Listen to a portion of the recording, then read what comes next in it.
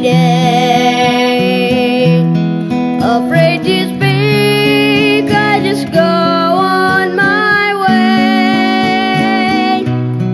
My heart is aching within for just one soul to win. This is my cry. Give me souls lest I die. Give me souls lest I die. This is my earnest cry. Help me, Lord, so that I may bring souls to Thee tonight. I want to tell how You came and not be ashamed. This is my cry. Give me souls lest I die.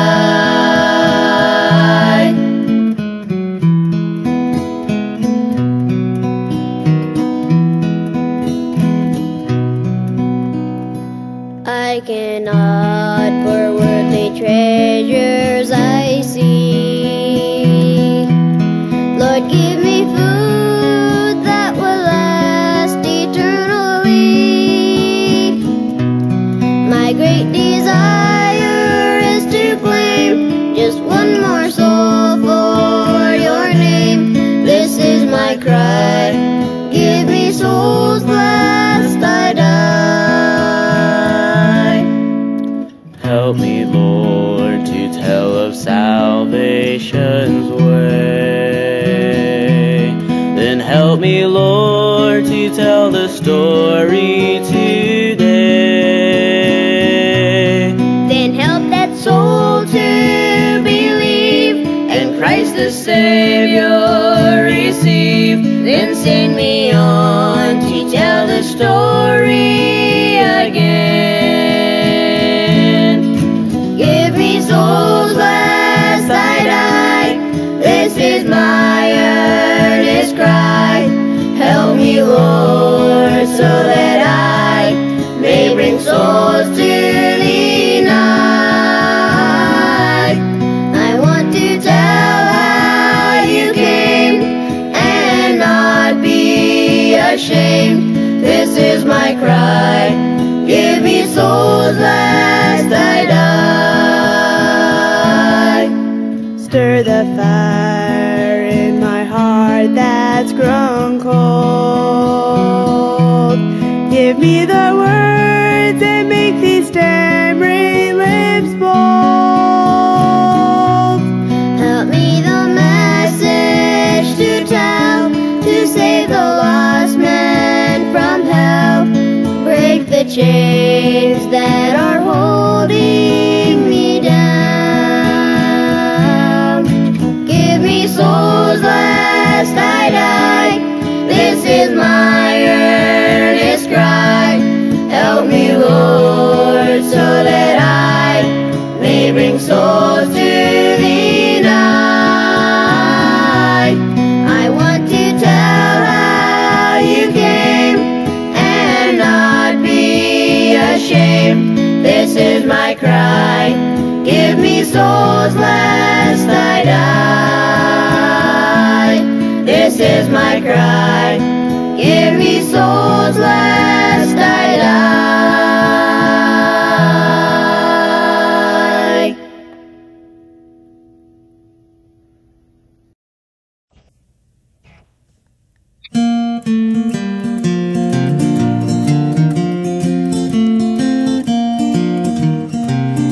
For years my life was stooped in sin, no friends without, no joy within. I knew nothing but misery and pain. And then I heard about a man named Jesus dying for my sin. He had the answer to take my sins away. Christ paid a debt He did not owe. I owed a debt I could not pay. I needed someone to wash my sins away. And now I'm singing this new song, amazing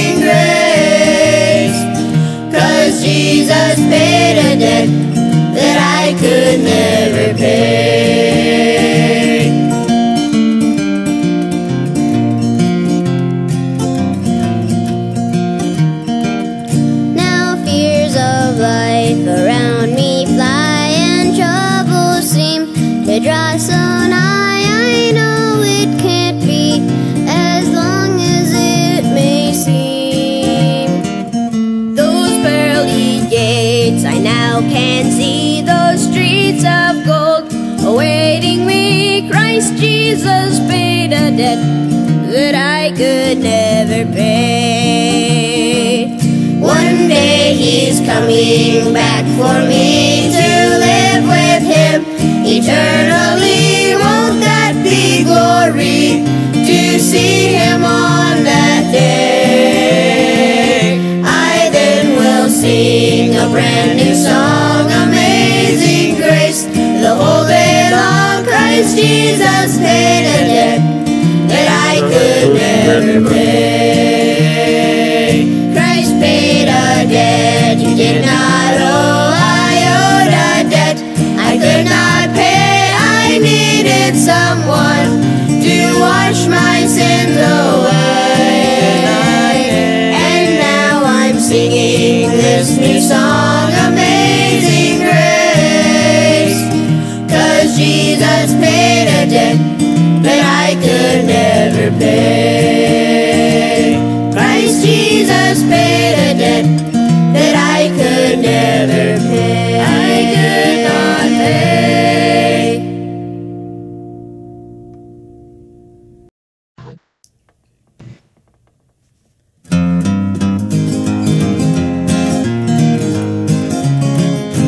Jesus is hope when there is no hope. He's waiting right there at the end of my rope.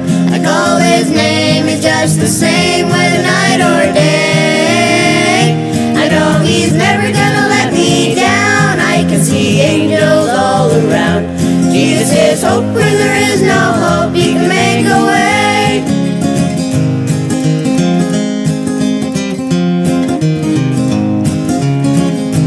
Caught between a rock and a very hard place, coming in last in the big rat race. Little doubt I'm all washed out, I'm in a jam. So quickly I look to the left and right, not a living soul in sight. I'm back to the wall, nobody to call but the greed I am. Jesus is hope when there is no hope. He's waiting right there at the end of my rope. I call His name, He's just the same whether night or day. I know He's never gonna let me down. I can see angels all around. Jesus is hope when there is no hope. He can make a way.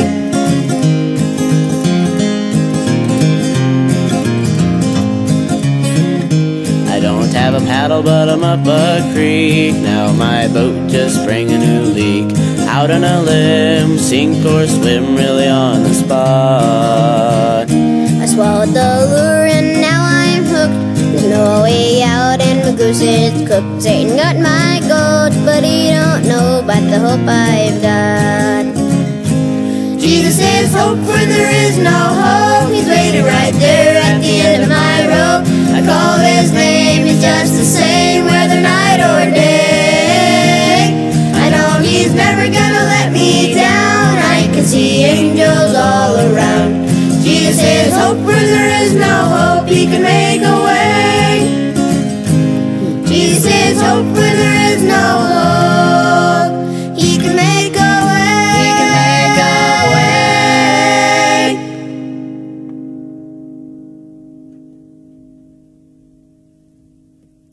Oh, gandang gabi po sa atin pong lahat.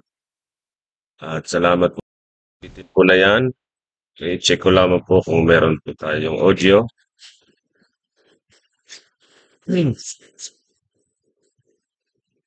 Okay, so salamat sa panibagong gabi na ito na tayo po ay mag-aral ng salita ng Diyos sa mga kapatiran natin dito sa Taal Baptist Church. Taal, Batangas. Akin po kayong ginigreet ng magandang gabi at mapagpalang gabi po sa lahat din po ng mga taga-subaybay sa atin pong live broadcast. At ngayon pong gabi, ang atin pong pag-aaralan is all about the important contrasts in the Bible. So meron pong mga importanteng mga contrasts sa Biblia. Ibig sabihin ng kontra ay hindi magkakaparehas. at yan po ay hindi pwedeng ipagsama. Yan po ay contrasts. So, meron pong 4 na gospels tayong pong titingnan na ito po'y magkakaiba. At ito pong 4 na gospels, mga kapatid, ito po ay mahalaga na maunawaan po ng bawat Kristiyano. At ma-determine po natin kung ano yung gospel natin sa panahon ito. Okay, in this dispensation of grace, sa panahon ng biyaya. So kailangan matutunan po natin na meron pong iba't ibang uri ng gospel sa Biblia. Okay, so yan po ang atin pong pag-aaralan ngayon pong gabing ito. So sana po ay maging pagpapala ang salita ng Diyos sa atin pong rightly divided devotional. So ang atin pong tinitingnan na talata po sa ating pag-aaral ay makikita po sa 2 Timothy chapter 2 verse 15. Ang sabi po dito sa 2 Timothy chapter 2 verse 15, "Study to show thyself approved unto God, a workman that needeth not to be ashamed, rightly dividing the word of truth." So dito po sa atin pong pag-aaral, lagi natin pong i-consider na meron pong tamang sistema ang Diyos. Kaya merong nilagay ang Holy Spirit sa kanyang salita kung paano pag-aralan ang salita ng Diyos. Okay, so huwag tayong aalis sa tamang prinsipyo na ito, sa tamang method na ito, how to study the Word of God. Okay, by rightly dividing the word truth. So tayo po ay mag-aaral ngayon at titingnan po natin yung magkakaibang gospels. So sabi po ng iba, sabi ng ibang mga nagtuturo ng Bible na iisa lang daw ang gospel sa Biblia. Okay? So yun po ang katuruan ng ibang mga simbahan sa maraming denominasyon, sa maraming simbahan ngayon. Sila po ay there is only one gospel. So meron lang daw isang gospel. At yan po ba ay totoo? Yan ba ay ina-approve ba ng salita ng Diyos? Okay? Titingnan po natin sa banal na kasulatan. Okay, mamaya. So tayo po muna ay dumako po sa panalangin. Manalangin po tayo, hilingin natin ang paggabay ng banal na Espiritu. Dakila naming Diyos, maraming salamat po sa oras pong ito, sa muli na pagbigay mo ng biyaya, ng opportunity na pag-aralan po namin ang 4 na gospels. At ito po kay noon ang dapat malaman po ng isang mananampalataya upang hindi po siya madala sa maling gospel na kanyang sasampalatayanan at tunay nga na magkamit ng kaligtasan sapagkat alam na namin kung ano yung gospel sa panahon na ito ng biyaya. Salamat Panginoon sa oras pong ito, nawa na bigyan mo kami ng wisdom, understanding. Hindi kami po karapat-dapat Panginoon, pero salamat na merong banal na Espiritu na siya po ang nagbibigay ng kaunawaan. At amin pong ina-acknowledge palagi ang Holy Spirit na siya lamang po ang aming teacher. Siya lamang po ang makapagbibigay sa amin ng tamang interpretasyon ng inyong mga salita. Sa aming sarili, kami po ay wala po kaming magagawa kung hindi kami aasa at magdedepende sa banal na Espiritu. Salamat po sa inyo pong kabutihan, sa inyong biyaya na kami po'y niligtas po ninyo. At nawa sa mga hindi paligtas, especially sa aking mga mahal sa buhay, kayo po ang magbigay sa kanila ng understanding sa gospel na amin pong pag-aaralan. Ito po ang aming dalangin sa pangalan ni Jesus. Amen, amen.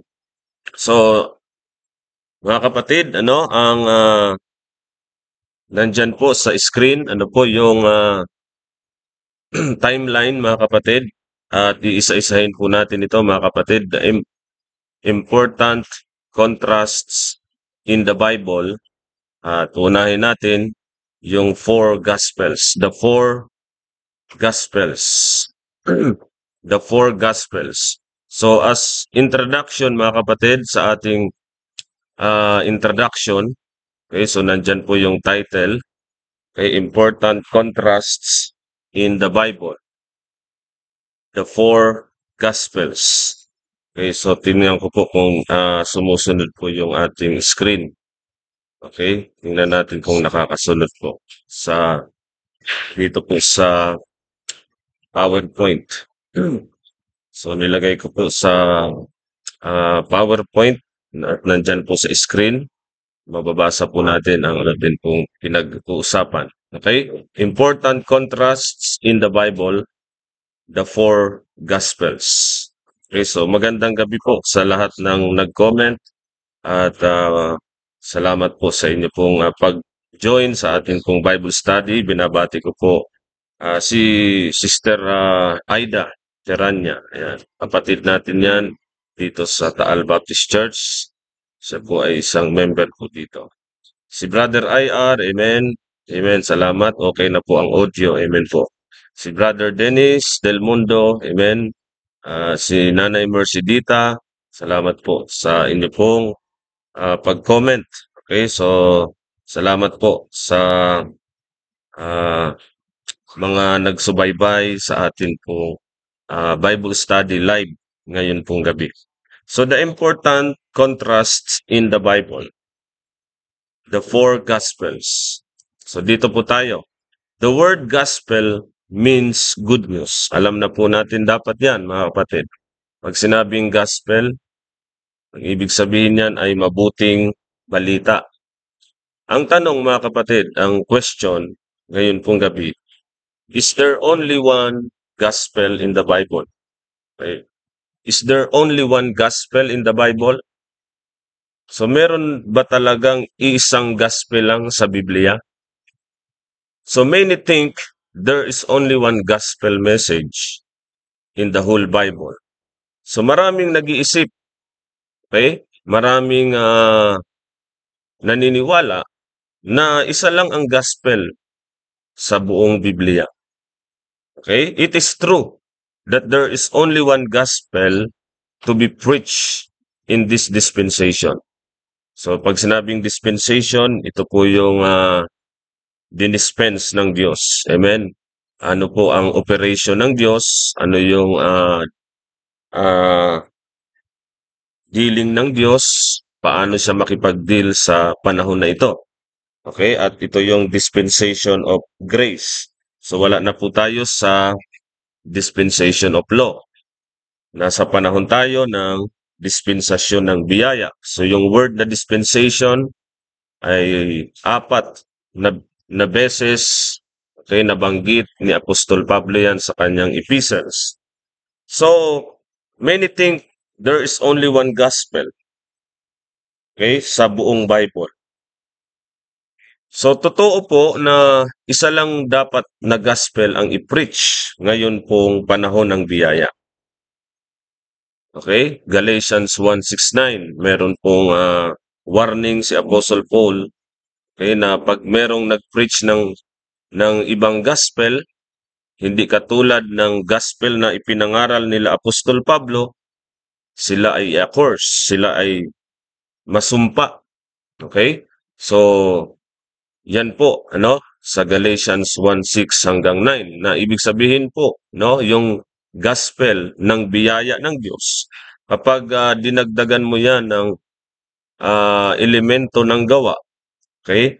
Dinagdagan mo ng kahit maliit, kaunti na gawa, yan po ay perverted gospel na. Hindi na yan ang gospel na magliligtas. So meron lang isang gospel sa panahon na ito at yun yung pinangaral ni Apostol Pablo na inireveal, okay, inihayag ng Panginoong Jesucristo sa kanya. Sabi ng Galatians 1:11 hanggang 12. Tandaan natin, na isa lang dapat na gospel ang i-preach. At yun po yung pinipreach natin sa 1 Corinthians 15:1 hanggang 4. Okay, atin pong basahin yung gospel na yun, mga kapatid. Okay? Ano po ba yung 1 Corinthians 15:1 to 4? So, ako'y naniniwala na alam nyo na po yun kung paanong namatay si Kristo para sa ating mga kasalanan, inilibing, at nabuhay muli sa ikatlong araw. So, yun lamang po ang kompleto, sapat na ebanghelyo o good news na magliligtas sa panahon na ito ng biyaya. Okay, so yun po ang katotohanan. There is only one gospel to be preached in this dispensation. But, mga kapatid, there is certainly more than one gospel in the Bible. In the Bible. So, pinag-usapan natin sa entire Bible, from Genesis hanggang Revelation, na meron pong iba pang gospel. Hindi lang iisa ang gospel sa buong Biblia, mga kapatid. Okay? The Lord Jesus preached the gospel of the kingdom na makikita po sa Matthew chapter 4 verse 17.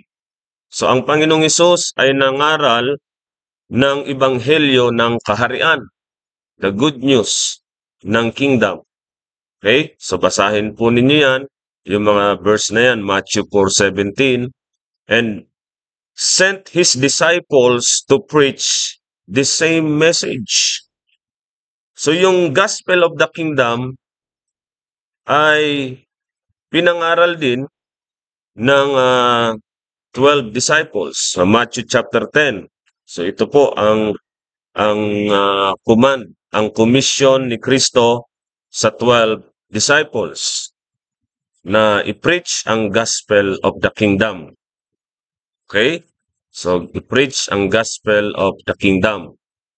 At mamaya titingnan natin pati si John the Baptist. Si John the Baptist, yun din po ang kanyang preaching. Repent, for the kingdom of heaven is at hand. Okay, so si John the Baptist, si Jesus Christ, ang 12 apostles sa Book of Matthew, okay, pare-parehas ang kanilang preaching. Okay, ang gospel of the kingdom. So what is the gospel of the kingdom? Ano ang ibig sabihin ng gospel of the kingdom? Gospel of the kingdom was simply the good news that the prophesied kingdom was at hand. Alright? So, at hand na. Repent, for the kingdom of heaven is at hand. So, malapit na. Ibig sabihin, yung nakapropesiya sa Old Testament na kaharian, in-announce na. Malapit na. Okay? Malapit na, mga kapatid. Yan ang preaching sapagkat dumating na si Kristo, ang hari ng mga Hudyo, the king, okay, na maghahari para sa bansang Israel. So dito sa chart, ito po yung makikita natin yung the gospel of the kingdom. Okay? So diyan po yung timeline, merong cross. So diyan namatay ang Panginoon, yung time na namatay si Kristo. So, ang mga Hudyo, nireject nila ang kanilang king. So, nung pinatay ng mga Hudyo, si Jesus Christ, so yung kingdom at hand, ito po ay na-postpone. Okay? At sa Book of Acts, mga kapatid, in-offer pa. No? Pero, totally na-postpone na po yun sapagkat niresist ng bansang Israel ang banal na espiritu. Okay? So, sa time ni Stephen. So, dito pa lang mga kapatid, Jews rejected the Lord and the gospel of the kingdom. So, walang naitatag na kaharian yung literal na kaharian, mga kapatid. So yun yung gospel of the kingdom na pinipreach na at hand, pero hindi na itayo, hindi na establish. At doon yung araw, mga kapatid, yung araw na yan, okay, na makikita natin yung kingdom ay doon mangyayari. Okay, sa 1,000 years reign ng Panginoong Jesucristo, millennium. So doon po mangyayari yung katuparan ng kingdom. Kasi nga, yung kingdom at hand na inoffer ng Panginoon sa Israel, na-reject nila ang kanilang king, ang kanilang Messiah. So they rejected the gospel of the kingdom. So dito pa another chart, mga kapatid. So kung maliwanag po sa inyo, I think maliliit po ang letra sa ibaba, pero pag-aralan po ninyo ang chart na ito, the millennial kingdom. So i-consider natin ang dispensational Bible study, mga kapatid. At napakahalaga po na malaman natin na ang gospel of the kingdom, yan po ay para sa Israel, para sa mga Hudyo. Hindi yan para sa atin, mga kapatid. So the millennial kingdom, yan po, no? So sa time ng law, ito po, before the death of Jesus Christ, ang time na yan ay under the law. Okay, Old Testament. So nag-start lamang ang New Testament after na namatay si Kristo. Okay, Hebrews chapter 9 verse 15. So meron pong nangyaring dispensation after ng kamatayan ni Kristo. Doon nag-take effect ang grasya, ang panahon ng grasya. Kaya we are not under the law, we are under grace, sabi ni Apostle Paul. Okay, so wala na tayo dyan sa batas. So during the dispensation of law, okay, sa panahon ng kings, may promise, okay, may pangako na magkakaroon ng king ang bansang Israel. Marami po dyan, no? Yung mga verses nandyan po. Seed, Genesis 17, land, Genesis 15, nation, Jeremiah 31, house, 2 Samuel 7, throne, 2 Samuel 7, forever, 2 Samuel 7. Okay, mamaya basahin natin yan. 2 Samuel chapter 7, okay, nandyan po sa verse 10 hanggang 17, yung promise na magkakaroon po ng king ang mga Hudyo.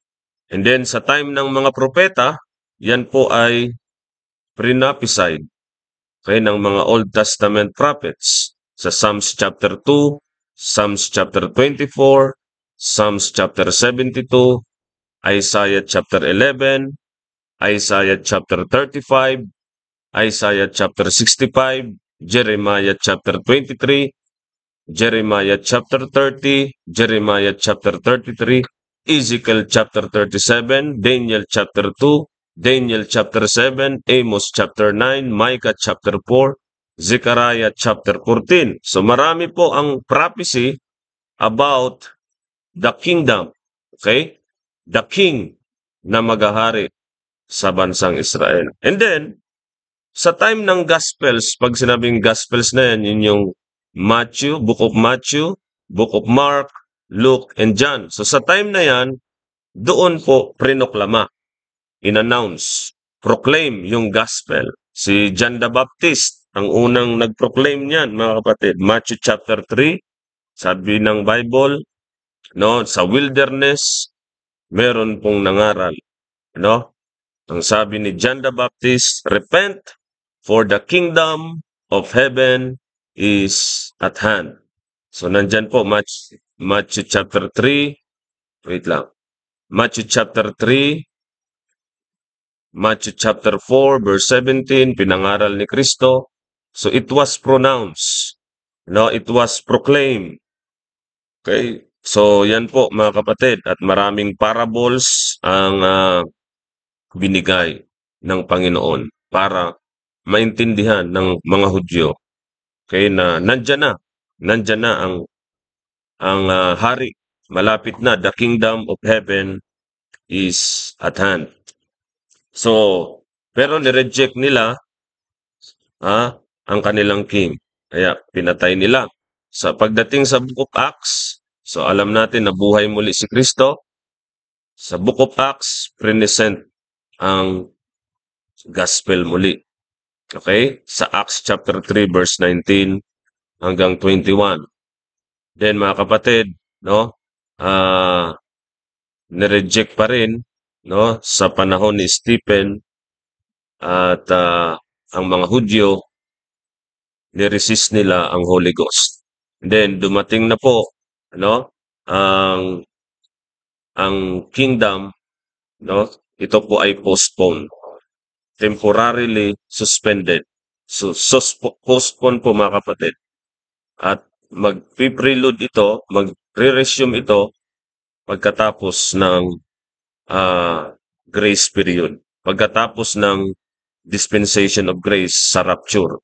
So tribulation period na, ipipreach muli yung gospel of the kingdom sa may kita sa Matthew 24 verse 15 hanggang 31, and then nandun po, no, it's all about the tribulation period. Okay? So ipipreach muli ang gospel of the kingdom. Pero ngayon, okay, ang gospel nga natin ngayon ay gospel of the grace of God. Then dito, mga kapatid, dito na sa pagkatapos ng 7 years na tribulation period, provided na. So established na ang kingdom ng Panginoon Jesucristo dito sa earth. So literal na kingdom po yun mga kapatid. So I hope alam natin ang bagay na ito. Maliwanag po sa Bible na may kingdom na makalupa, okay, material, nakikita, visible, yan po ay literal, earthly, okay, na itatayo ni Kristo dito po sa lupa mga kapatid. Amen? So dito na po tayo. The Apostle Paul clearly says that he received his gospel by revelation of Jesus Christ. According po sa Galatians 1:11 hanggang 12. Okay, basahin niyo po yan mga kapatid. Na yung gospel na pinipreach ni Pablo, ito po ay kapahayagan ni Kristo. Hindi ito galing sa kanino mang tao. Hindi ito pinasa ng tao sa kanya. Okay? Hindi ito galing kila Pedro. Hindi ito galing sa 12 apostles. Hindi niya natutunan ito mula sa tao. Ito po ay direct revelation mula sa Panginoong Hesukristo. So si Pablo lang po ang pinahayagan niyan ng Panginoon. So yung gospel na pinapangaral niya sa panahon na ito mga kapatid. So kung revelation ito ni Kristo, so ang meaning mga kapatid, nangangahulugan, it was not made known before Him. So, walang nakakaalam bago siya. Okay? Sapagkat kay Pablo yan in-reveal.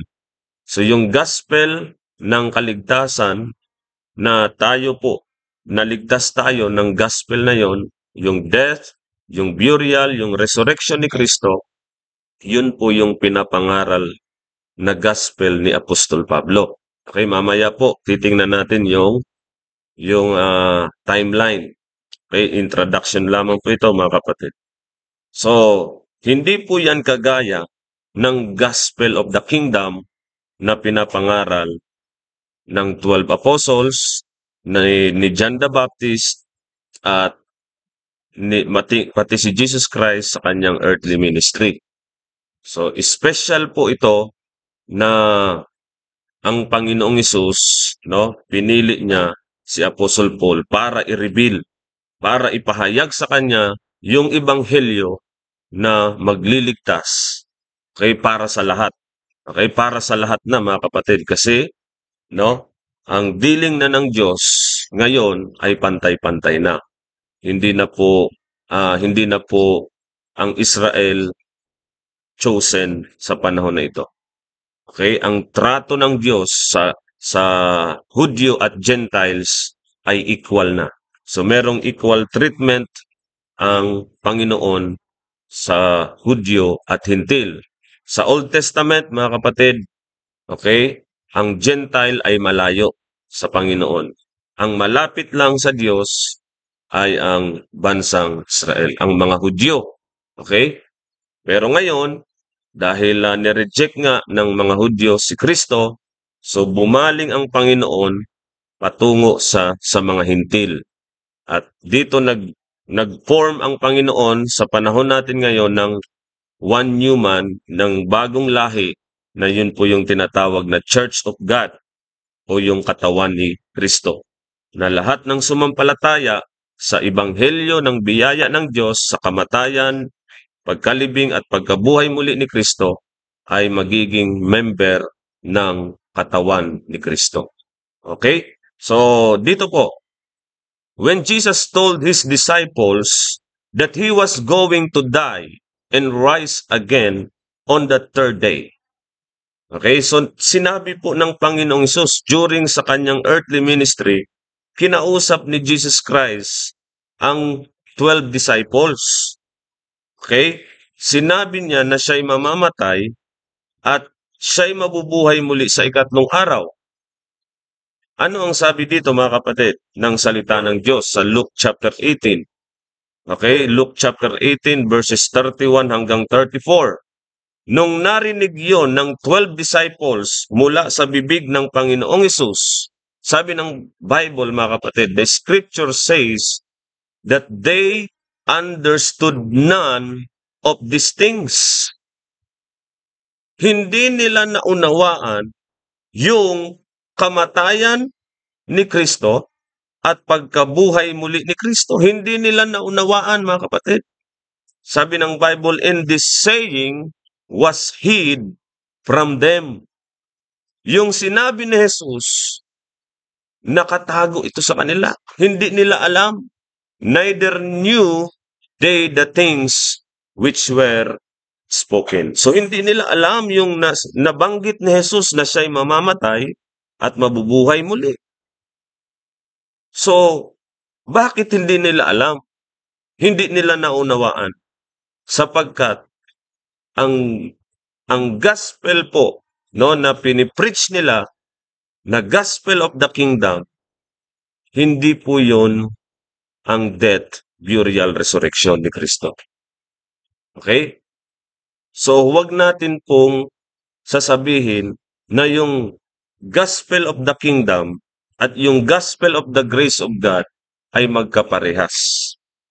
Okay? Magkaiba po. Mamaya, titingnan natin yung content. Okay, merong content ang bawat gospel sa 4 na gospel mamaya. So, dito natin makikita, mga kapatid, na magkaiba ang preaching ni Paul na gospel sa gospel ng 12. Okay? Ano yung pinipreach na gospel ng 12? Gospel of the kingdom. So, si Apostol Pablo, okay, gospel of the grace of God ang kanyang pinipreach, yung death, yung burial at resurrection ni Kristo. Okay po. So at yun ay revelation ni Jesus Christ kay Pablo. Hindi yun galing sa 12. Kaya nga, pagdating dito sa Luke chapter 18, walang idea ang 12 disciples patungkol sa kamatayan at pagkabuhay muli ni Kristo. Wala. Hindi nila alam. Yung sinabi ni Jesus na siya'y mamamatay at sa ikatlong araw mabubuhay muli, hindi nila naunawaan. Ibig sabihin, mga kapatid, no, ang gospel of the kingdom at ang gospel of the grace of God ay magkaiba. Very obvious, no, na hindi magkaparehas. In light of the fact that Paul's gospel is based on the death, burial, resurrection of Christ, 1 Corinthians 15:1 hanggang 4, it is clear that the gospel of the kingdom and the gospel of the grace of God are not the same message. Not the same message, mga kapatid. So wag nating sasabihin na isa lang yan. Parehas lang yan. May mga pastor na nagsasabing parehas lang yan. Pero ano ang sinasabi ng Bible? Magkaparehas ba talaga? Yung gospel of the kingdom at ang gospel of the grace of God?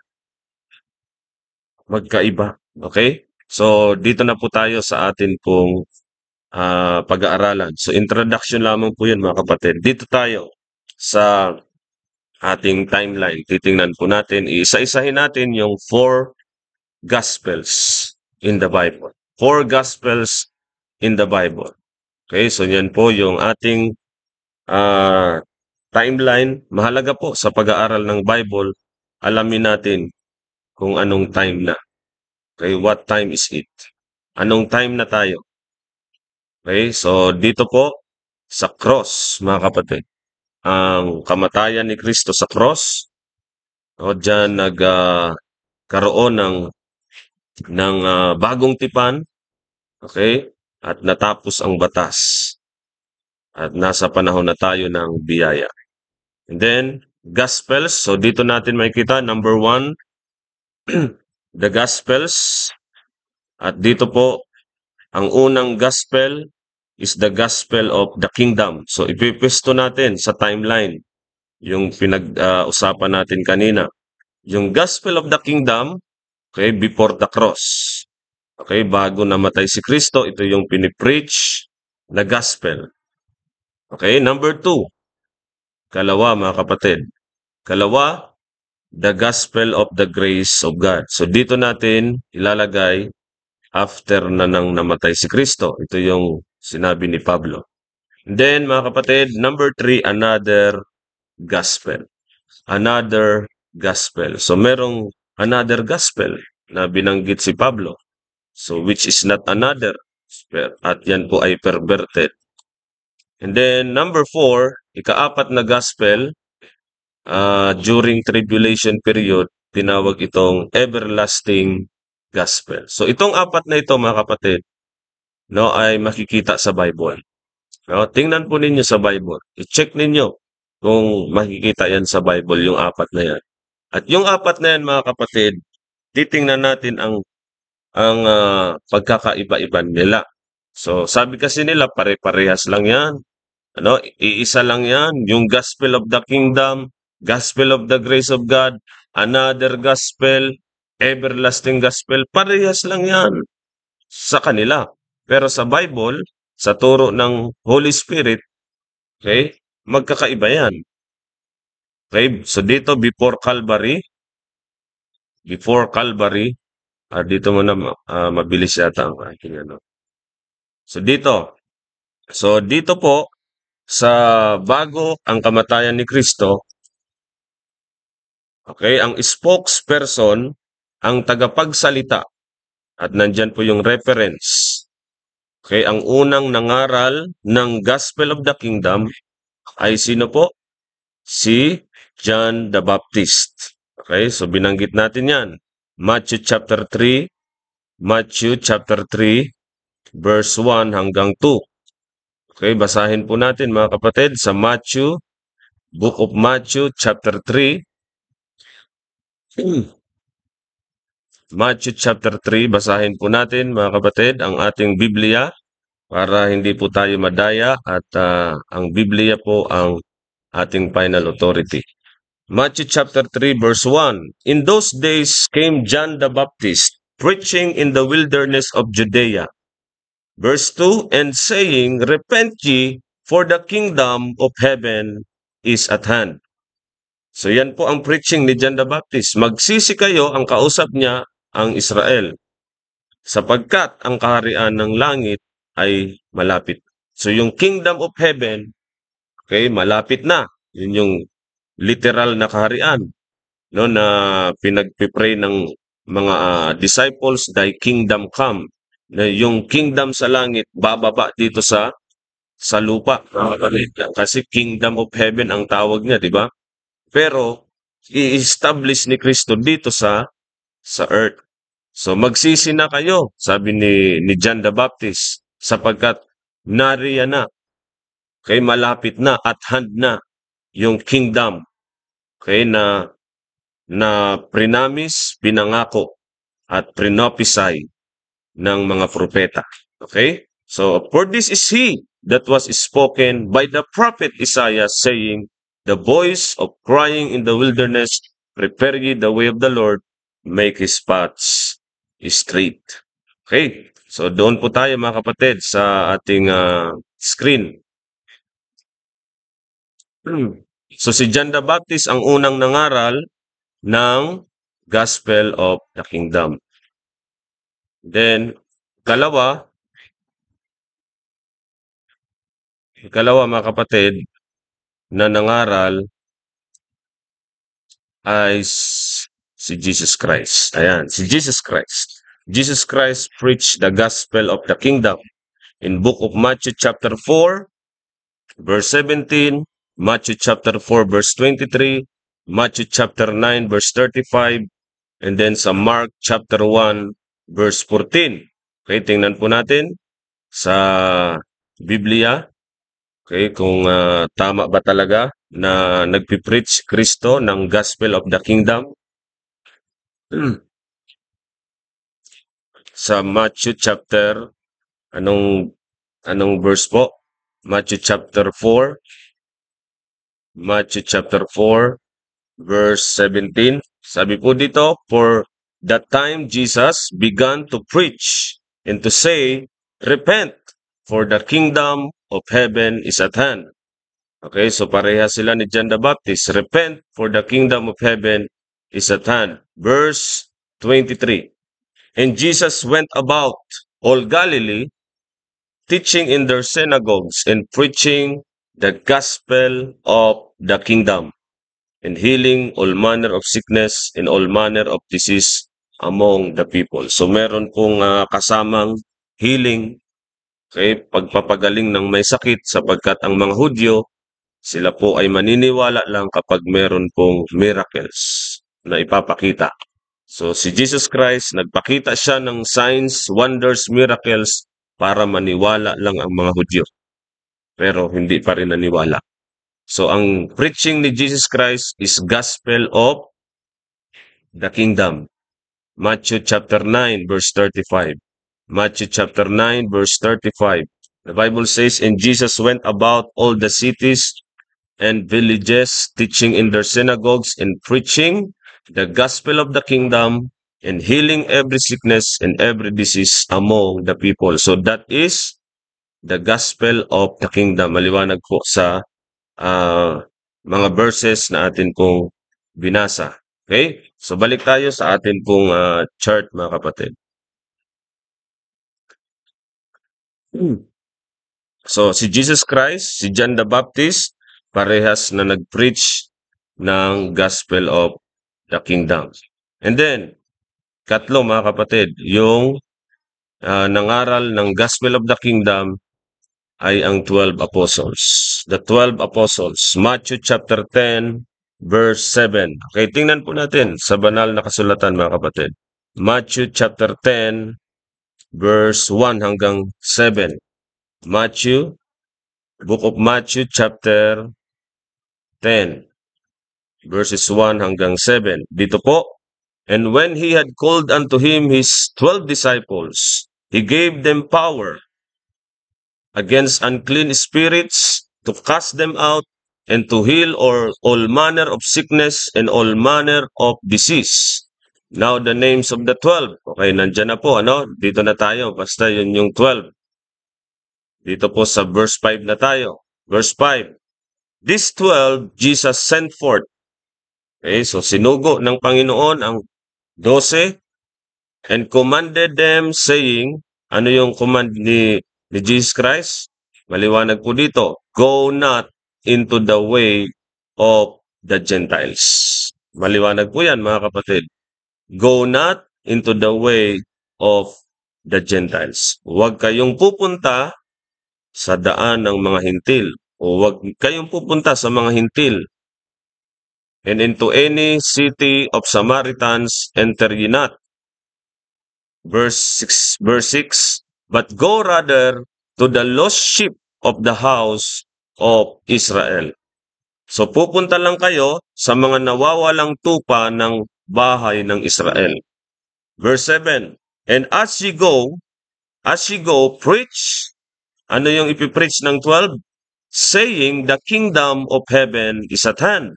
So, ang ipipreach, ano po? Gospel of the kingdom. Kingdom of heaven is at hand. Malapit na. So, ang preaching ni John the Baptist, ang preaching ni Jesus Christ, ang preaching ng 12 disciples, the kingdom of heaven is at hand. Okay? So, balik po tayo sa ating screen, mga kapatid. So, established na po tayo na merong nangaral ng gospel of the kingdom. At hindi lang isa, hindi lang si John the Baptist, hindi lang si Jesus Christ, at pati ang 12 apostles. Kaya dito natin makita, no?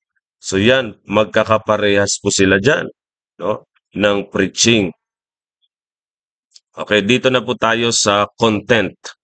Ano yung nilalaman ng mensahe na ito? The gospel of the kingdom. The content. Okay? Ano yung laman ng... Mahalaga po kasi ito eh. Pag hindi mo alam kung ano yung laman niyan, okay? Baka sabihin mo, parehas lang. Parehas lang yan sa panahon natin. Basta gospel, pare-parehas lang. Okay? Mahalaga na malaman natin yung content, yung nilalaman ng gospel of the kingdom. Okay, dito po. So, nandyan sa kulay green, okay, kung mababasa ninyo, sabi dyan, it is the literal kingdom that Christ is going to establish to the nation Israel. At may mga verses po tayo dyan. 2 Samuel chapter 7, verse 11 to 13, Isaiah chapter 9, verse 6 to 7, Luke chapter 1, verse 31 to 33. So ang laman ng gospel of the kingdom, maliwanag po mga kapatid, mga minamahal, para huwag tayong makonfuse kasi maraming nalilito. Ano ba yung four gospels na yan? Parang ngayon ko lang narinig yan, sabi ng iba. Mahalaga po, maunawaan natin ito. Tinuturo na ito ng Bible. Okay? Hindi lang na ituturo ng mga pastor. Okay? Hindi lang na ituturo sa mga maraming simbahan ngayon. Bakit? Sapagkat paano nila maituturo kung hindi nila alam? Okay? Kung hindi nila maunawaan. Kaya dito po, tinatry natin na maliwanag, okay, clear, na i-present natin kung ano-ano itong mga gospel na ito. Ito ba'y magkakaparehas lamang? Iisa lang ba ito? O merong iba't ibang mensahe? Merong iba't ibang audience? Merong iba't ibang panahon na nakapaloob po dito, mga kapatid. So the gospel of the kingdom, it is before Calvary. Kita po natin, it is the literal kingdom that Christ is going to establish to the nation Israel. Pinakita ko sa inyo kanina sa church na yan po ay at hand. Okay? Yan po ay in-announce na kasi malapit na, pero pinatay nila ang king. Kaya walang nangyaring kaharian. Walang na-establish na kingdom dito sa earth para sa Israel. So, na-postpone. Na-postpone yan at ang Panginoon ay papunta na sa mga hintil. So, dito po mga kapatid, maraming verses po. Basahin niyo po yan, 2 Samuel 7. This is the literal kingdom that Christ is going to establish to the nation Israel. Amen po? Amen, amen. So dito po tayo sa next na slide. Okay, so dito na po tayo sa number 2. So tapos na tayo sa the gospel of the kingdom. I hope na maliwanag po sa atin ang gospel of the kingdom. So dito na po tayo sa ikalawang gospel the gospel of the grace of God. So, ito po ang rapture, itong araw na yan, na nakikita nyo yung kulay blue na araw, yan po yung rapture. So, pagkatapos ng church age, mangyayari po ang rapture. So, church age period po tayo, mga kapatid, mga minamahal. Okay? So, nasa panahon tayo ng biyaya, panahon ng iglesia.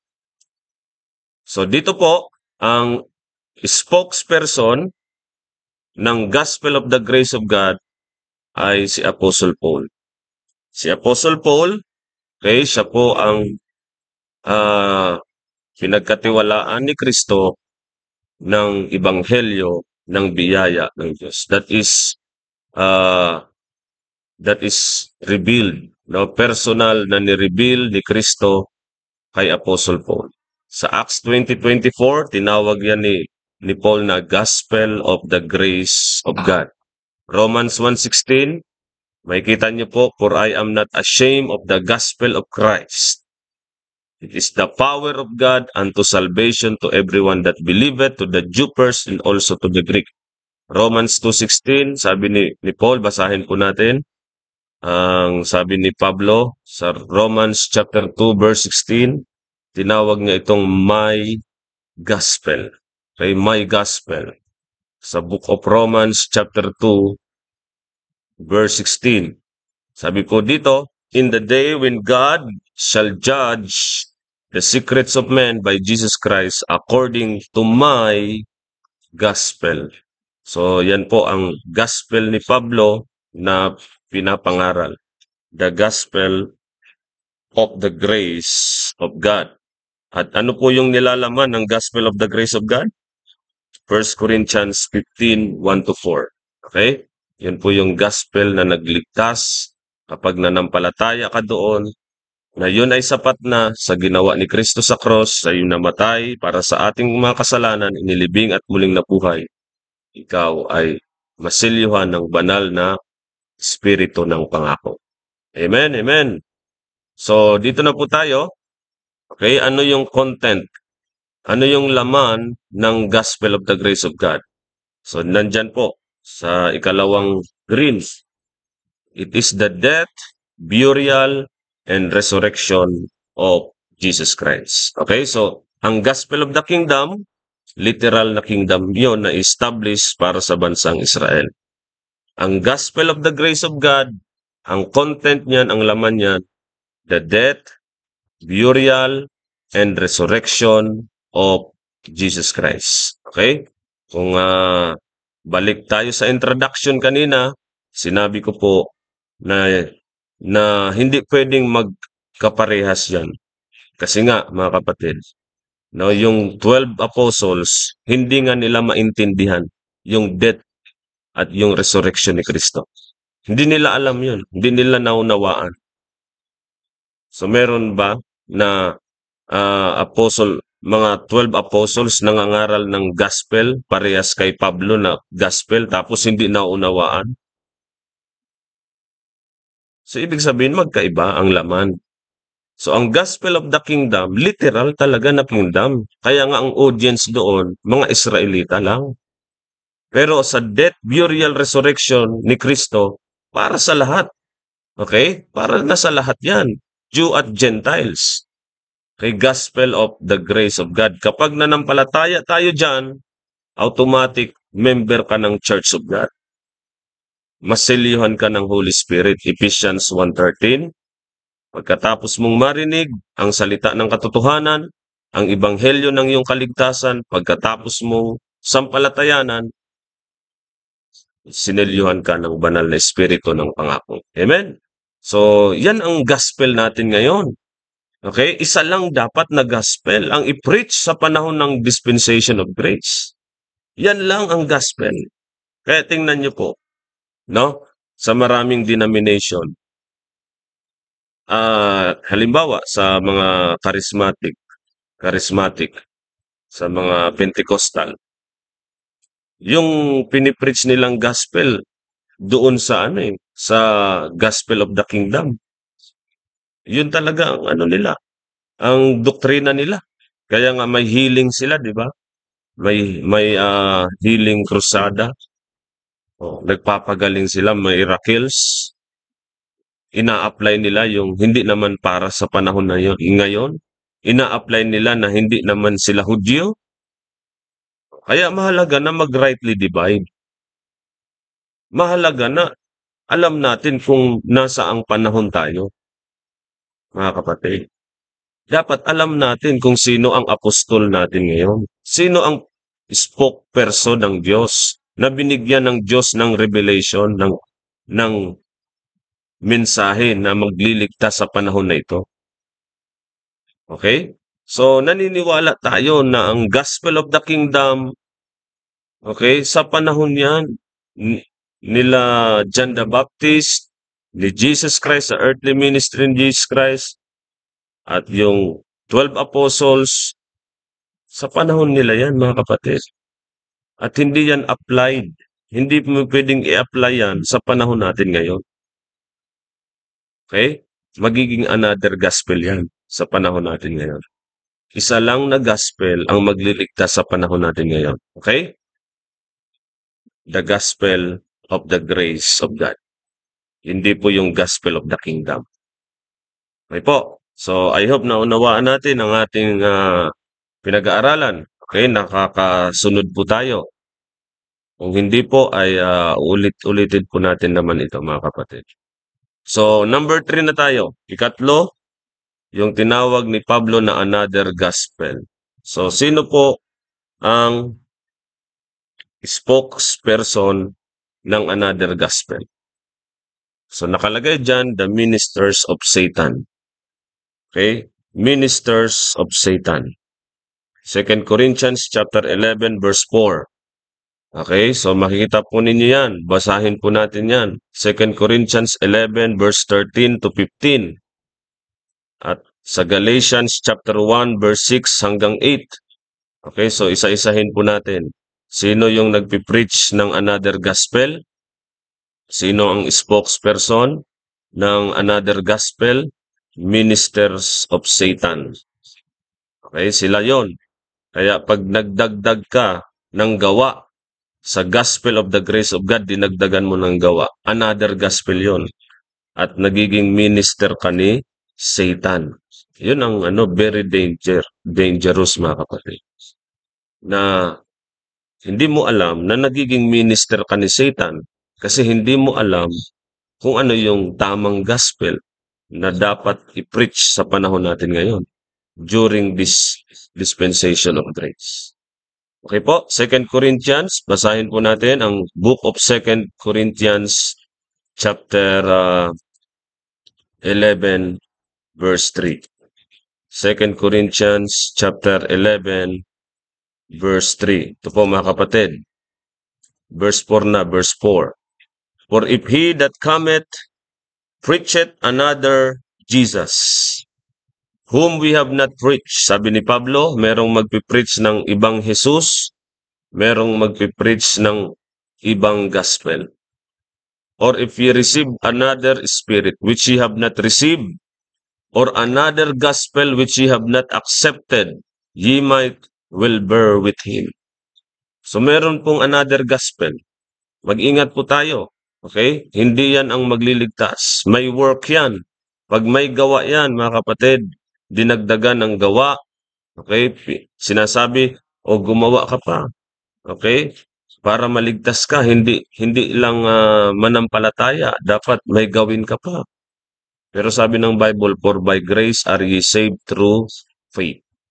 So, merong another gospel, mga kapatid. So, verse 11, dito na po tayo, sa verse 13. Verse 13, for such are false apostles, deceitful workers, transforming themselves into the apostles of Christ, and no marvel, for Satan himself transformed into an angel of light. Therefore, it is no great thing if his ministers also be transformed as the ministers of righteousness, whose end shall be according to their works. So, merong minister si Satan.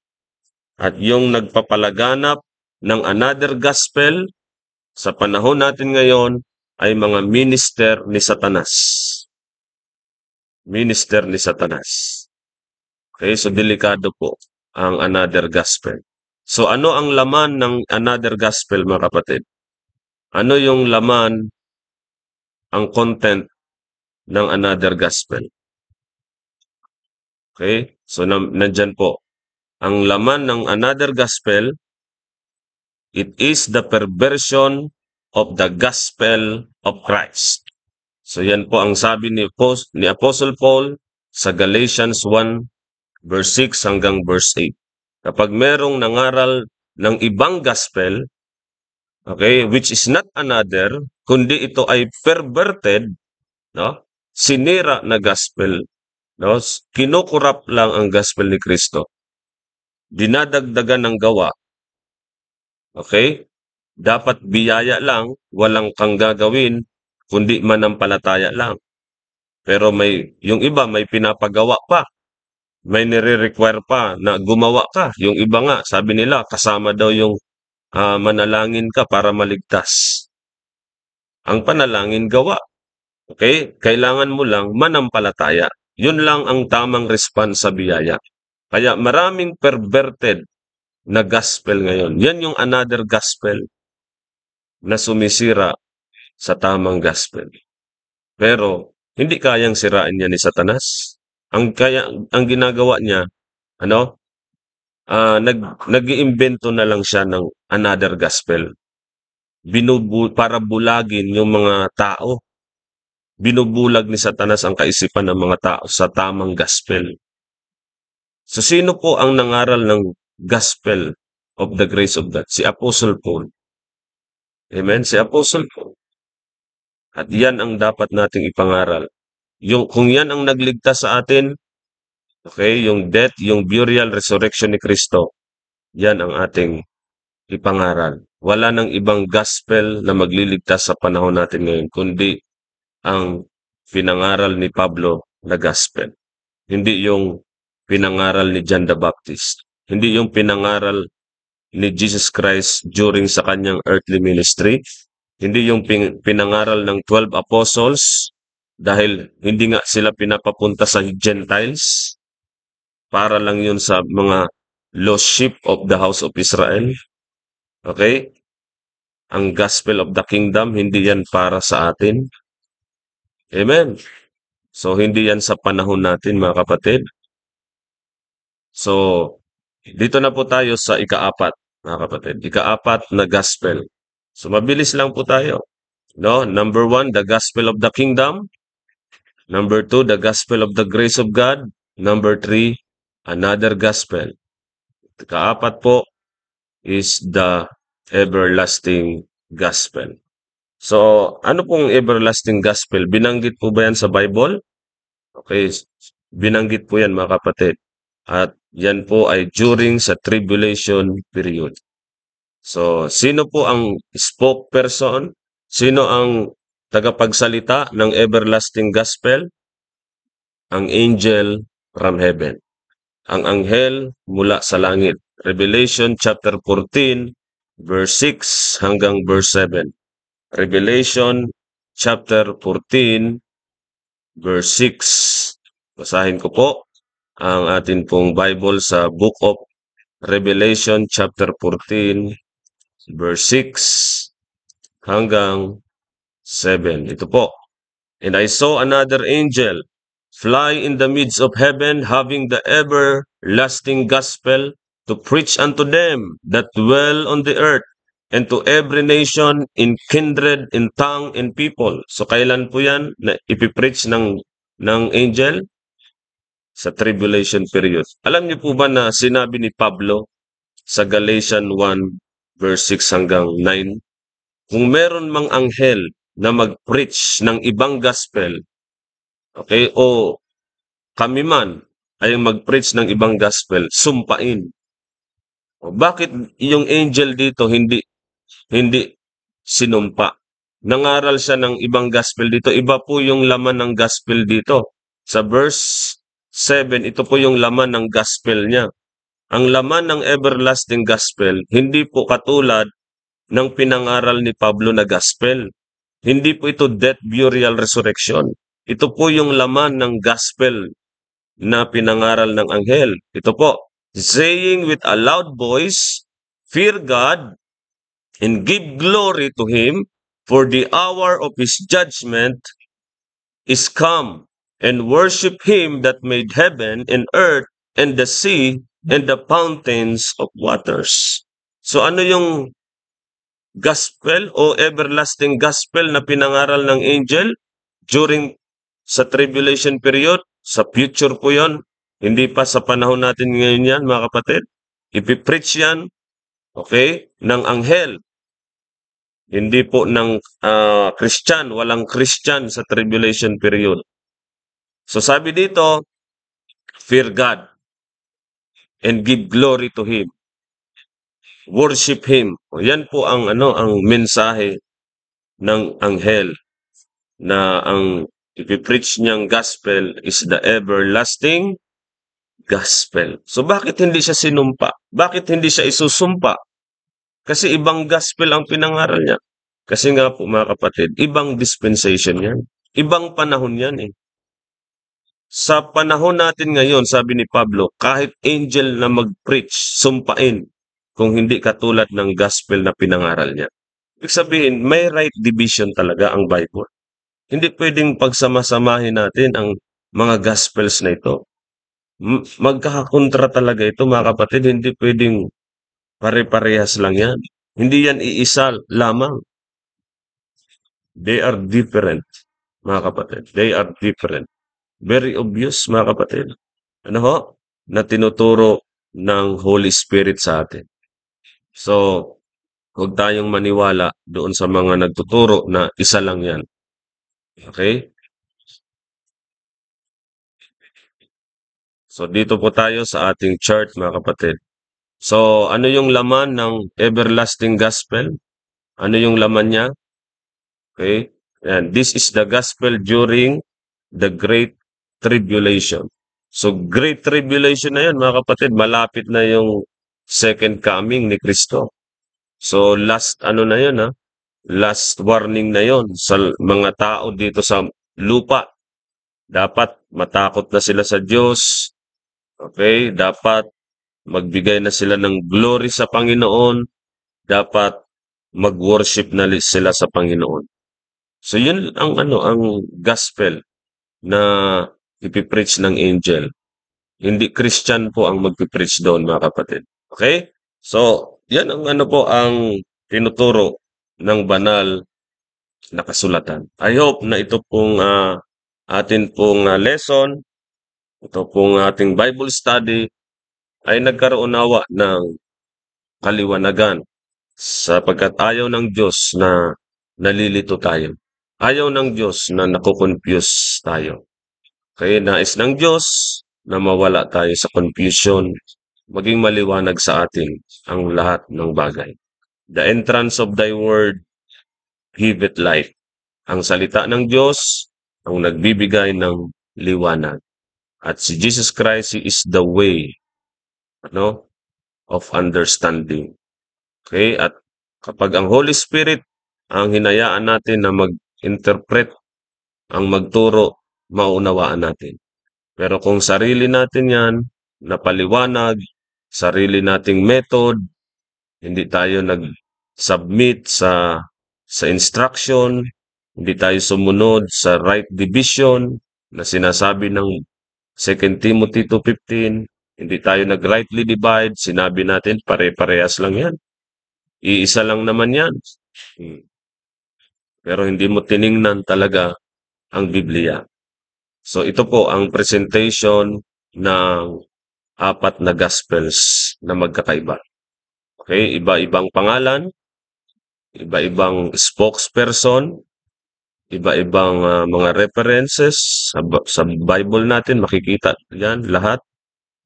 Sa iba't ibang panahon, okay, sa iba't ibang dispensation, okay, at iba't iba ang laman, iba-iba ang content ng bawat gospel na yan. Hindi pare-parehas.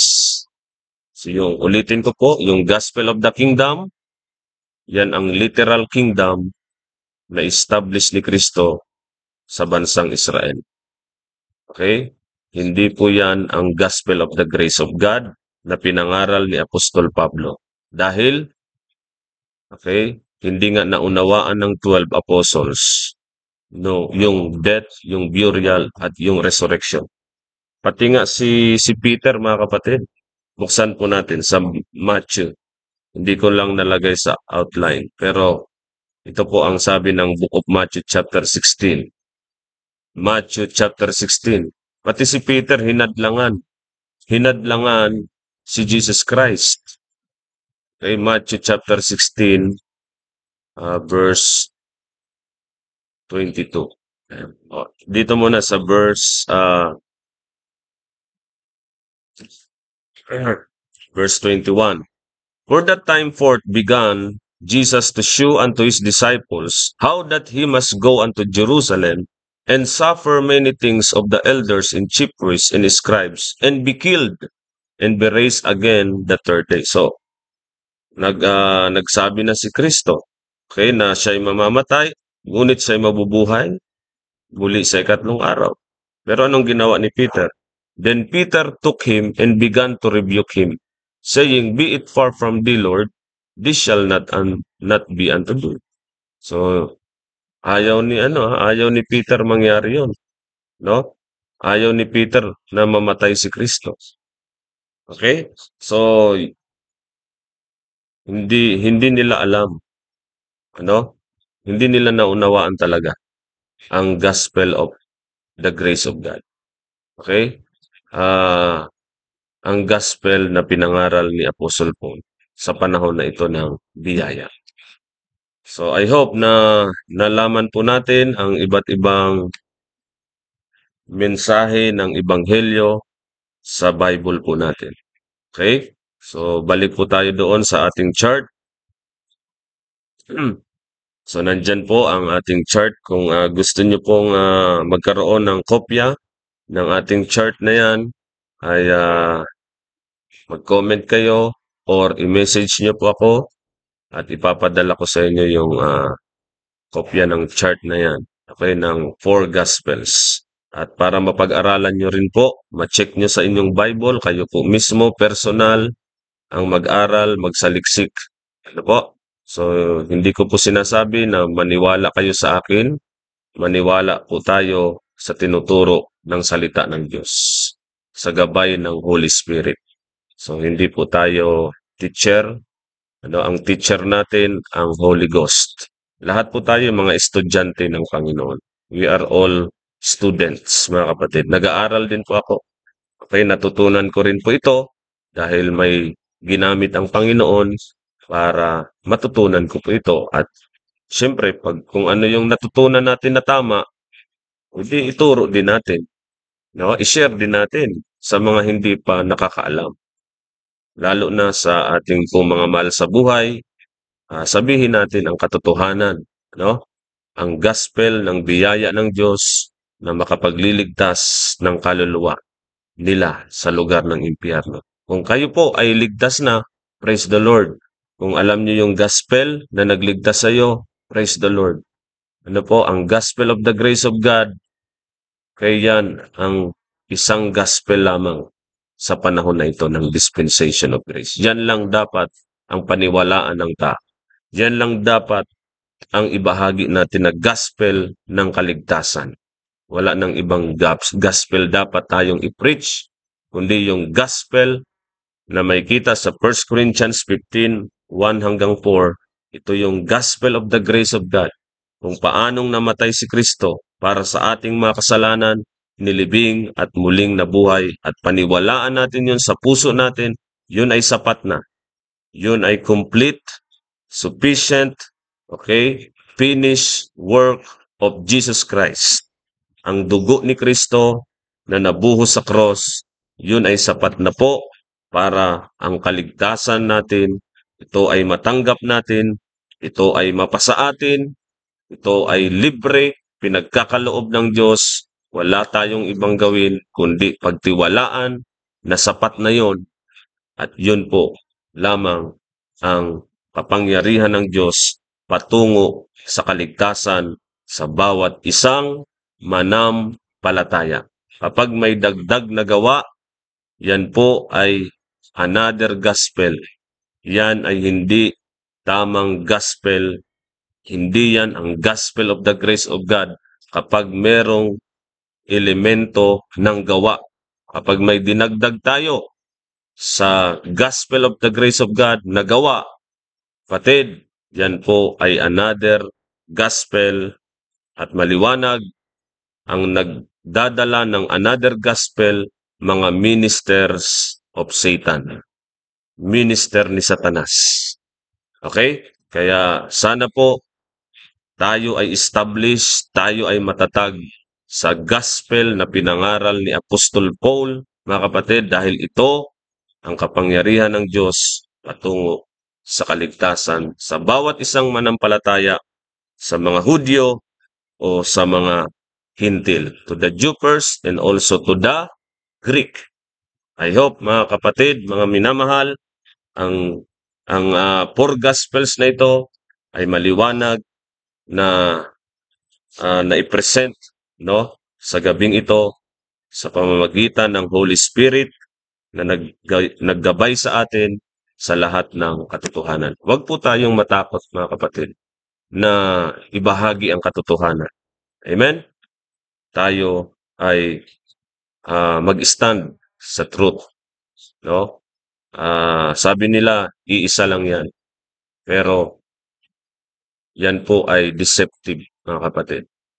Dahil ang salita ng Diyos, ang katotohanan, hindi yung salita ng tao. Hindi tayo maniniwala sa tradisyon ng tao. Ang tradisyon ng tao sinasabi, iisa lang ang gospel sa buong Bible. Pero ang turo ng Holy Ghost, okay, they are different.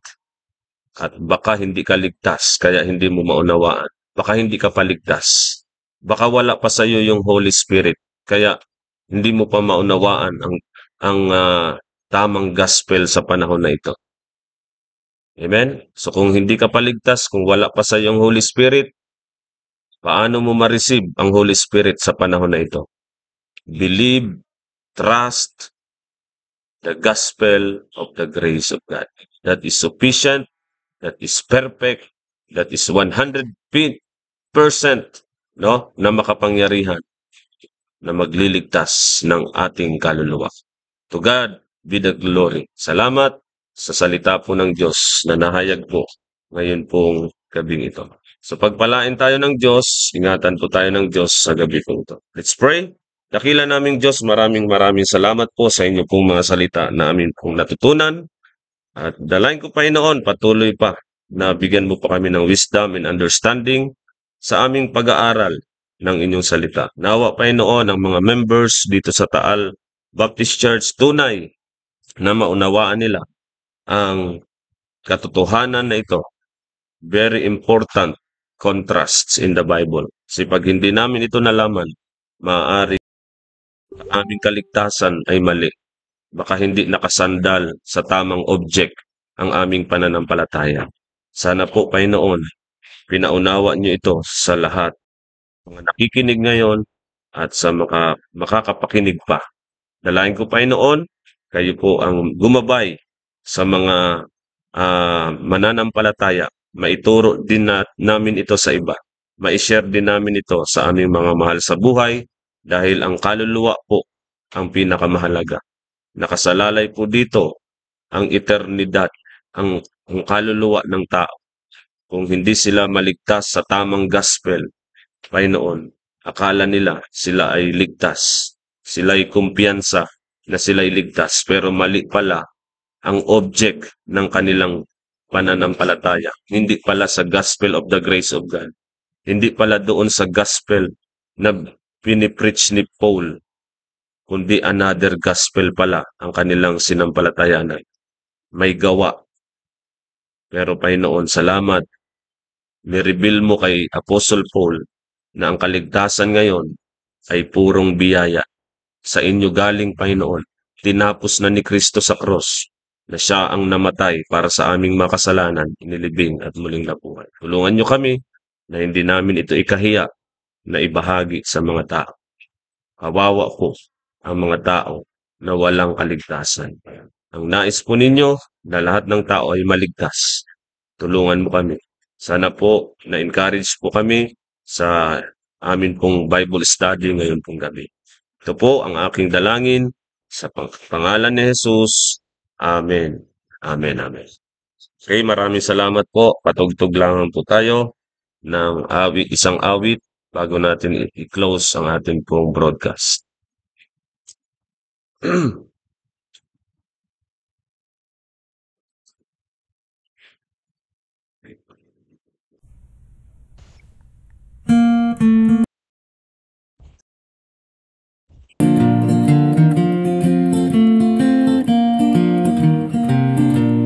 years my life was stooped in sin, no friends without, no joy within. I knew nothing but misery and pain.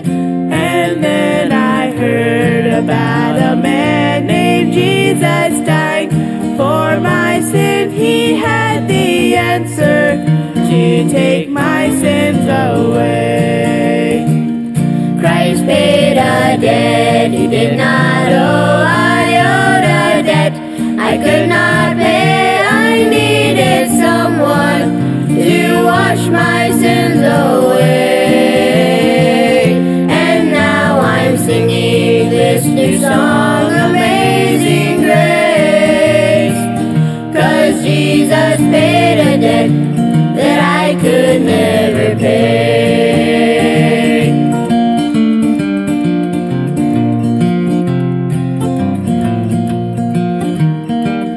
Now fears of life around me fly, and troubles seem to draw so nigh. I know it can't be as long as it may seem. Those pearly gates I now can see, those streets of gold awaiting me. Christ Jesus paid a debt that I could never pay. One day he's coming back for me to live with him eternally. Won't that be glory to see him on that day? I then will sing a brand new song, Amazing Grace. The whole day long Christ Jesus paid a debt that I could never pay. Christ paid a debt you did not owe. I owed a debt I could not pay. I needed someone to wash my sins away. And now I'm singing this new song, Amazing Grace. 'Cause Jesus paid a debt